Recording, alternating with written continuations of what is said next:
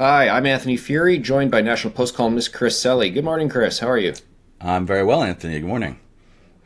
Yeah, we've spent these past few discussions talking about Doug Ford in Ontario, Doug Ford in Washington, Donald Trump, and tariffs. And I think a lot of people in Ontario might forget that there are other political parties and there are other leaders to those parties. They've just failed to get some attention. I think that's one of the interesting aspects of this campaign, just the inability of Bonnie Crombie, the Liberal leader, Marit Stiles, the NDP leader, and Mike Schreiner, the Green Party leader, to really get any traction out there in this rather uniquely framed Ontario election. Yeah, I mean, I guess that's why Ford called it when he did. Is that he's in a very advantageous situation. He's risking some kind of backlash, but that doesn't seem to be happening. I feel like I mean, the NDP and the Liberals certainly seem to be struggling. I keep hearing them say, we need to hold Doug Ford accountable for holding this unnecessary election. And it strikes me as such an odd message to ask people to vote for you in an election that you say shouldn't be happening. I mean, it strikes me that if there shouldn't be an election right now, then by inference, you think Doug Ford should still be premier, in which case maybe I just won't show up to vote, or maybe I'll just vote conservative. They don't seem to have been prepared to really hit him where it hurts. The Liberals this week have gone pretty hard on healthcare, which I think, hallway medicine, which I think is exactly what they should be doing. But on the other hand, they did it with Ford in Washington, kind of gobbling up all the news.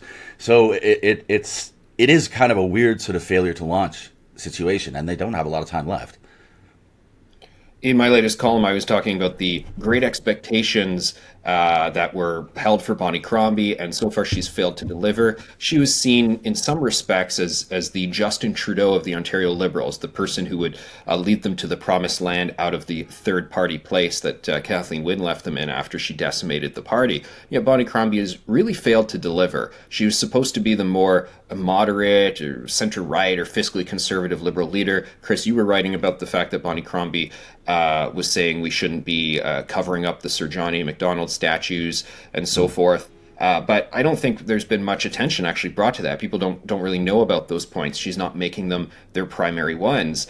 So she's failed to gain traction there. And then there's the challenge with the NDP, Marit Stiles. They get into opposition, second place party. So that's pretty good for the NDP. We traditionally think of them as the third place, but they're just struggling to keep that going. It's not like we were thinking this is the election where the NDP would form government. More what we were thinking is this the election where Bonnie Crombie will leapfrog and herself form government? Yeah, well, I mean, she has leapfrogged the NDP, it looks like. I mean, I'm always, the expectations are always a problem, I think, in politics. I mean, why did we think, even if Bonnie Crombie was everything that people said she was as a good leader, it wasn't a reasonable ask, I don't think, for her to really beat Ford in a situation like this, where he calls such an advantageous election for himself. I mean, they can hope. But to me, I mean, after two complete trouncings in 2018 and 2022, she's got the Liberals back at sort of 30% in the polls. It looks like there'll be official opposition. I don't know.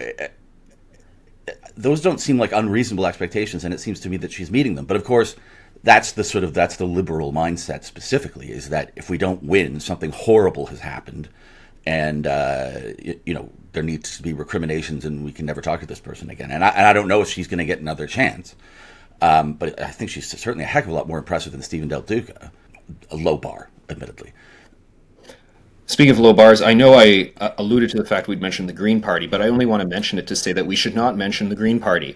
I find it remarkable that there's still news features that show the four pictures, headshots of the party leaders as if the Green Party is equivalent. I'm going to go out there and say I think it was a mistake to let Elizabeth May join the leaders debate for the first time back in that Stephen Harper election 20 years ago, because it kind of set the standard that the Green Party kind of deserves equal standing regardless of how little they even do. And I feel we should sort of pull that fourth place status from them and just relegate them to fringe party status in conversations.